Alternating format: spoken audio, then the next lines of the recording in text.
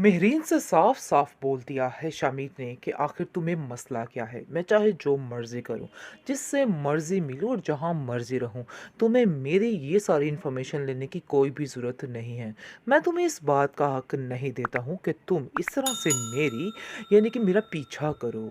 आगे से आप देखेंगे कि मेहरीन कहती है कि तुम शायद ये बात नहीं जानते हो कि तुम्हारी इस हर धर्म की वजह से तुम्हारी ज़िंदगी कितनी ख़राब हो सकती है और तुम्हें कितनी मुश्किलात का सामना करना पड़ सकता है।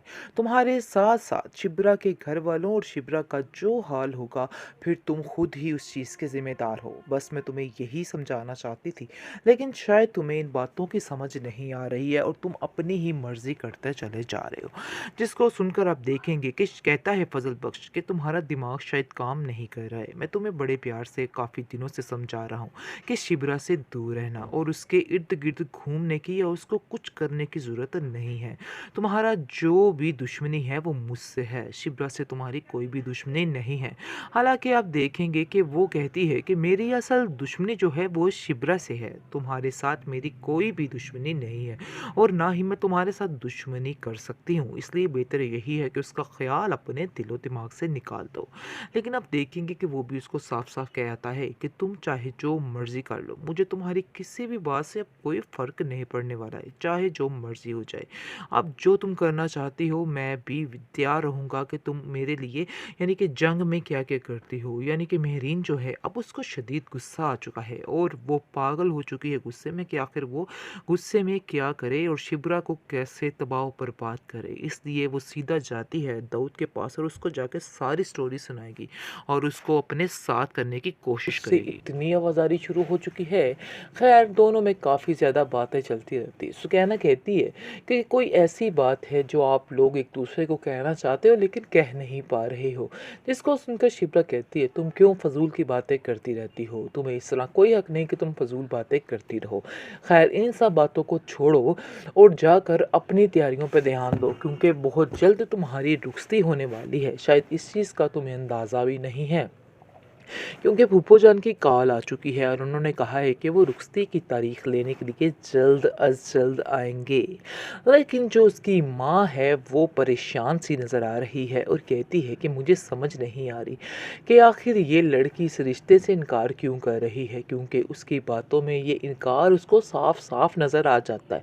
और वो कहती है कि शिब्रा आखिर तुम ऐसा क्या चाहती हो, क्यों तुम ऐसा कर रही हो, तुम्हें ऐसा हरगिज़ नहीं करना चाहिए। ये लड़का इतना अच्छा था लेकिन तुम्हें उसे नहीं ठुकराना चाहिए था। जिसको सुनकर शिवरा कहती है कि आप नहीं जानती हैं कि वो लड़का मेरे टाइप का ही नहीं, शायद आपको इस बात का अंदाज़ा नहीं है। जिसको सुनकर वो कहती है कि अगर कोई तुम्हारे टाइप का है तो तुम मुझे बता सकती हो, लेकिन मुझे ऐसा लग रहा है कि जैसे तुम मुझसे कुछ छुपा रही हो। जिसको सुनकर शिवरा कहती है कि नहीं ऐसी कोई बात नहीं है, मुझे तो ऐसा लगता है कि आप लोग पता नहीं क्या क्या सोच रहे हैं मेरे बारे में, लेकिन ऐसा वैसा कुछ भी नहीं है। उसका बाप कहता है शिप्रा से कि बेटा मुझे साफ साफ बताओ आखिर क्या वजह है जो तुम्हारे दिल को कोई बा नहीं रहा और तुमने साफ साफ इस लड़के से इनकार कर दिया। लेकिन मुझे भी इस लड़के में कोई ख़राबी नज़र तो नहीं आई, मैंने इसका बड़े अच्छे तरीके से पता किया है, ऐसी वैसी कोई बात नहीं है और मैं इस लड़के से बिल्कुल मुतमिन हूँ। लेकिन जी शिप्रा कहाँ मुतमिन होने वाली है। शिप्रा असल बात भी नहीं बताना चाह रही और बात को दबाना भी चाह रही है क्योंकि वो समझ रही है कि अब क्या करूं और इन सब को मैं कैसे बताऊं कि उसके दिल में आखिर क्या चल रहा है। लेकिन सुकैना उसको कहती है तुम परेशान मत हो, मैं तुम्हारा साथ देने के लिए तैयार हूँ, तुम्हारी हर चीज़ में मदद करने के लिए तैयार हूँ, तुम बिल्कुल भी इन बातों को लेकर टेंशन मत लो। जी नाज़रीन फाइनली वो हो चुका है जिसका इंतज़ार था। फजल बख्श को फजल बख्श जो चाहता था वो हो चुका है, उसका मिशन भी कामयाब हो चुका है। लेकिन इसको एक चीज़ की टेंशन है कि अगर इस लड़की को हकीकत पता चल गई तो ये लड़की क्या करने वाली है। या तो उसको छोड़ देगी तो या फिर उसकी मोहब्बत के हाथों मजबूर होकर उसको अपना लेगी।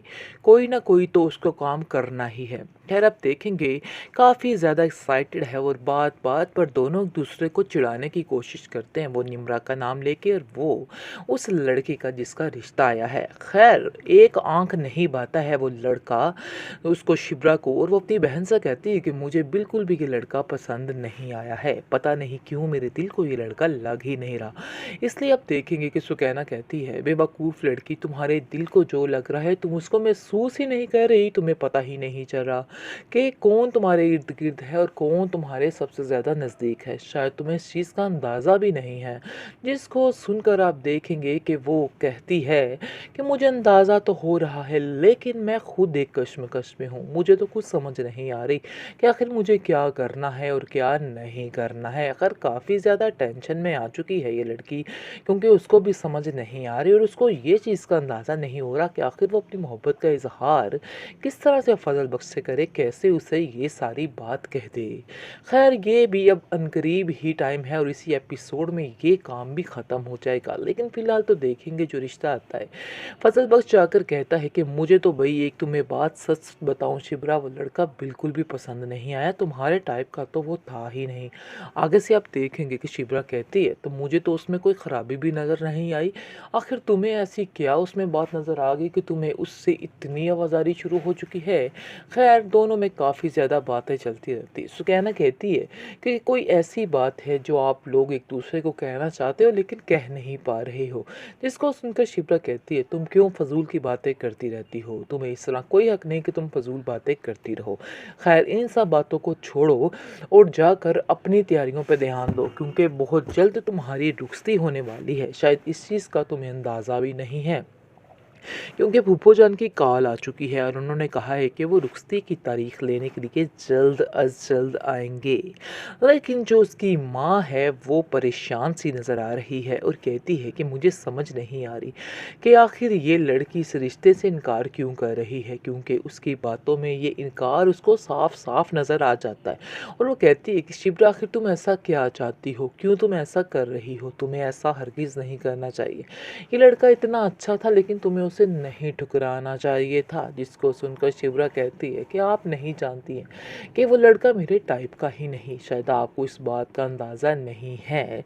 जिसको सुनकर वो कहती है कि अगर कोई तुम्हारे टाइप का है तो तुम मुझे बता सकती हो, लेकिन मुझे ऐसा लग रहा है कि जैसे तुम मुझसे कुछ छुपा रही हो। जिसको सुनकर शिवरा कहती है कि नहीं ऐसी कोई बात नहीं है, मुझे तो ऐसा लगता है कि आप लोग पता नहीं क्या क्या सोच रहे हैं मेरे बारे में, लेकिन ऐसा वैसा कुछ भी नहीं है। उसका बाप कहता है शिप्रा से कि बेटा मुझे साफ साफ बताओ आखिर क्या वजह है जो तुम्हारे दिल को कोई बा नहीं रहा और तुमने साफ साफ इस लड़के से इनकार कर दिया। लेकिन मुझे भी इस लड़के में कोई ख़राबी नज़र तो नहीं आई, मैंने इसका बड़े अच्छे तरीके से पता किया है, ऐसी वैसी कोई बात नहीं है और मैं इस लड़के से बिल्कुल मुत्तमिन हूँ। लेकिन जी शिप्रा कहाँ मुत्तमिन होने वाली है। शिप्रा असल बात भी नहीं बताना चाह रही और बात को दबाना भी चाह रही है क्योंकि वो समझ रही है कि अब क्या करूं और इन सब को मैं कैसे बताऊं कि उसके दिल में आखिर क्या चल रहा है। लेकिन सुकैना उसको कहती है तुम परेशान मत हो, मैं तुम्हारा साथ देने के लिए तैयार हूँ, तुम्हारी हर चीज़ में मदद करने के लिए तैयार हूँ, तुम बिल्कुल भी इन बातों को लेकर टेंशन मत लो।